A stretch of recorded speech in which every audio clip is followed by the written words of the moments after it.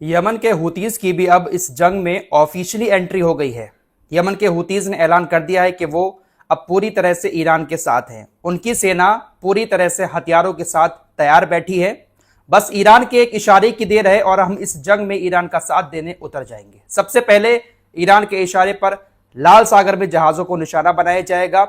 अगर जरूरत ज्यादा पड़ी, ईरान के ऊपर ज्यादा हमले हुए, तो फिर जो बाबल मंडप चेक पॉइंट है जहां से बहुत सारे जहाज गुजरते हैं, वहां पर भी जहाजों को निशाना हुतीज की तरफ से बनाया जाएगा। ऑफिशियली उन्होंने ऐलान कर दिया है कि इस जंग में हम शामिल हो चुके हैं, बस ईरान जिस दिन कहेगा हमसे, हम अपने हमलों को शुरू कर देंगे।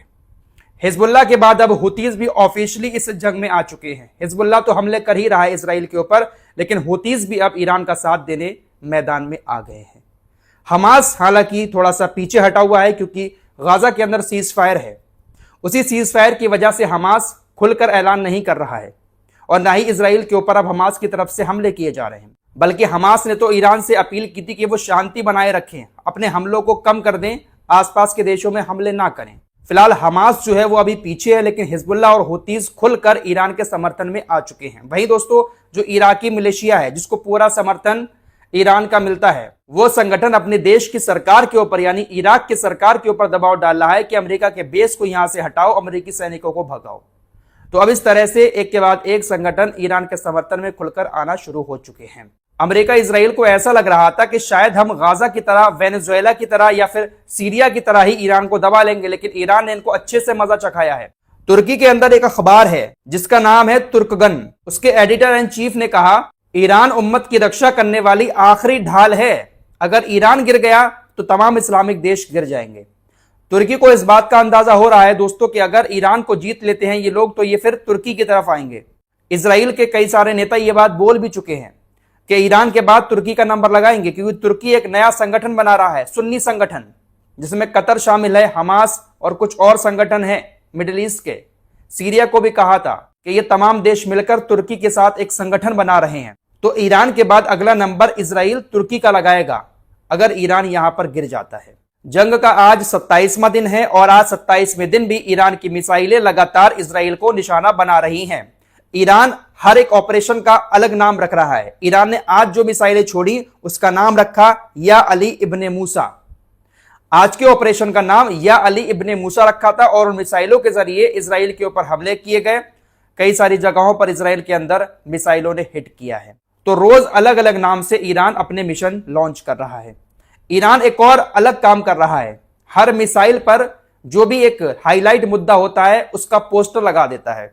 जैसे कश्मीर में लोगों ने डोनेशन दिया, करोड़ों रुपए कश्मीर में इकट्ठा करके ईरान के लिए एम्बेसी को दे दिए हैं, तो कश्मीर के लोगों का शुक्रिया अदा करते हुए मिसाइल पर एक पोस्टर लगाया गया। इसी तरह से जो अमेरिका के सैनिक जमीनी स्तर पर ईरान को रोकने के लिए मिडिल ईस्ट में पहुंच रहे हैं, उनको लेकर भी एक पोस्टर जारी किया ईरान ने और मिसाइल पर चिपकाया। जिस मिसाइल से हमला करता है ईरान, उस मिसाइल पर पोस्टर चिपकाकर मिसाइल को छोड़ा है। मिसाइल पर जो पोस्टर चिपकाया था उसमें ऐसा दिखाया गया कि अमेरिका के सैनिक आ तो जमीन पर रहे हैं चलते हुए अपने पैरों से, लेकिन जाएंगे ताबूत में लेटकर। इस तरह का एक पोस्टर जारी किया गया ईरान की तरफ से, मिसाइल पर चिपकाया गया और मिसाइल को छोड़ दिया गया। तो ईरान हर चीज का जवाब इस तरह से दे रहा है। वाकई में दोस्तों, अगर अमेरिकी सेना वहां पर पहुंचती है जमीनी स्तर पर, तो मौतें बहुत ज्यादा होंगी। सोशल मीडिया पर एक खबर चल रही है कि इसराइल को बहुत सारे कौवों ने घेर लिया है। अल्लाह की तरफ से कोई अजाब इसराइल के ऊपर आया है। बहुत सारी वीडियोस वायरल हो रही हैं, बहुत सारे फोटोज सामने आ रहे हैं कि इसराइल में बहुत सारे कौवे दिखाई दे रहे हैं, पूरे पूरे झुंड आसमान में इस तरह से उड़ रहे हैं कि आसमान दिखाई नहीं दे रहा है, सिर्फ काला काला आसमान दिखाई दे रहा है। इतने कौवे आ चुके हैं इसराइल के अंदर। दरअसल इसराइल के अंदर बहुत सारे कौवे हमेशा मार्च के महीने में लास्ट में घोंसला बनाने के लिए बड़े बड़े झुंड में इकट्ठे होते हैं, लेकिन इस तरह से नहीं होते हैं जिस तरह से अब दिखाई दे रहे हैं। हर साल कौवे देखे जाते हैं इसराइल के अंदर बहुत सारे, क्योंकि वो घोंसला बनाते हैं, उससे पहले झुंड इकट्ठा होता है उनका। लेकिन अब जो है वो अलग तरह से दिखाई दे रहे हैं। सड़कों पर बैठे हुए हैं, जो मेन स्ट्रीट है वहां पर कौवों का बहुत बड़ा झुंड, हजारों कौवे एक साथ बैठे हुए हैं।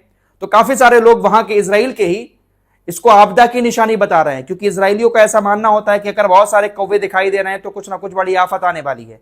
कई सारे लोग ऐसी चर्चाएं करते हैं, इस पर बिलीव करते हैं कि कौवों का आना कहीं ना कहीं एक अलामत है, कोई बड़ा हादसा हमारे साथ होने वाला है। तो बहुत सारे कौवे फिलहाल आसमान में दिखाई दे रहे हैं। हालांकि बहुत सारे लोग इसको ऐसे भी बना रहे हैं वीडियो के, देखिए अल्लाह ने अजाब भेज दिया है कौवे के रूप में। तो इस तरह की बातें तो मैं कह नहीं सकता, लेकिन हाँ बहुत सारे कौवे जरूर हैं इसराइल के अंदर।